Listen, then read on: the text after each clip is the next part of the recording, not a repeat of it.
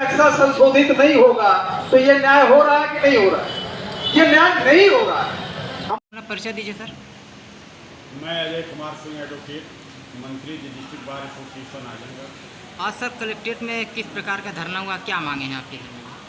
हमारे जनपद में एक मुख्य राजस्व अधिकारी श्री जीपी सिंह जब से आए हैं, न्यायालय में कानूनी प्रक्रियाओं का पालन नहीं करते, न्यायालय कक्ष में अमर्यादित व्यवहार करते हैं, अनावश्यक रूप से सारे वादों को खारिज कर रहे हैं, वादकारियों को न्याय नहीं मिल पा रहा है। इस बाबत कई बार उनसे वार्ता की गई, लेकिन उनके आचरण में, उनके व्यवहार में कोई सुधार नहीं आया। आतंक भ्रष्टाचार में डूबे हुए हैं और हम लोगों ने जिलाधिकारी महोदय से, आयुक्त महोदय से और भारतीय जनता पार्टी उत्तर प्रदेश के अध्यक्ष आदरणीय स्वतंत्र देव सिंह जी से मिलकर के अपनी बातों को बताया गया। फिर भी मुख्य राजस्व अधिकारी अपनी आदतों में सुधार नहीं कर रहे हैं। लगता ही नहीं है कि वो एक पीसीएस और भी सीनियर पीसीएस अधिकारी हैं।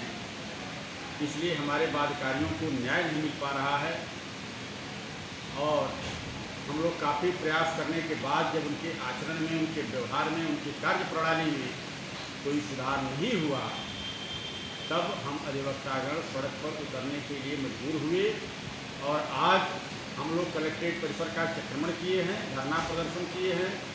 और अगर वह आगे नहीं सुधरते हैं या उनका इस जनपद से स्थानांतरण नहीं होता है, तब तक हम अधिवक्तागण चैन से बैठने वाले नहीं हैं।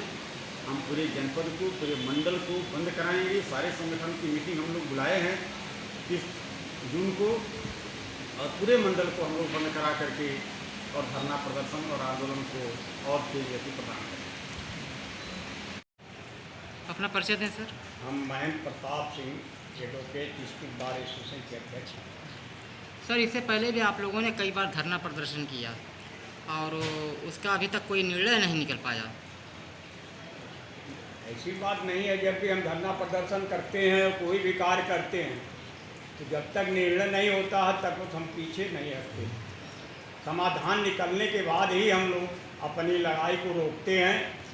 जहाँ तक सीआरओ का मैटर है, यह देखने से और न बातचीत से ही लगता है कोई ये पीछे से तारीफ। अब शब्दों का बराबर प्रयोग उनके द्वारा, चाहे वादकारी हो या वकील हो, किसी के सामने करने में कोई हिचक नहीं होती। प्रोसेस एडॉप्ट नहीं करते हैं मुकदमों में, अनर्गल बोला करते हैं। इसके संबंध में हम लोगों ने डीएम से वार्ता किया, लेकिन कोई हल न निकलने के साथ कारण हम लोग कमिश्नर महोदय से भी वार्ता की। उन्होंने कहा कि डीएम से हम बात करके आप लोगों का हल निकालेंगे, लेकिन कोई हल नहीं हुआ। तो हम लोग प्रदेश अध्यक्ष भाजपा के स्वतंत्र जी से मिले, उनसे अपनी बातों को कहे, वार्ता हुई, सक्सेस रही। उसके बाद डीएम साहब ने हम लोग को वार्ता के लिए बुलाया, लेकिन कोई भी कार्रवाई उसके खिलाफ आज तक न होने के कारण आज हम लोग धरना और प्रदर्शन पर रहे।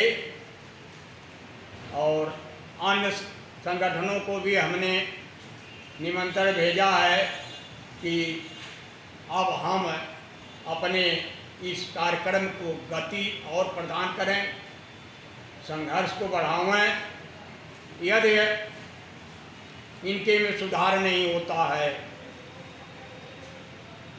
तो हम लोग इनके ट्रांसफ़र से लगाए हर तरह के लिए, यहाँ से लगाए लखनऊ तक दौरा करेंगे और हर जगहों पर इनके खिलाफ मोर्चा खोले रहेंगे।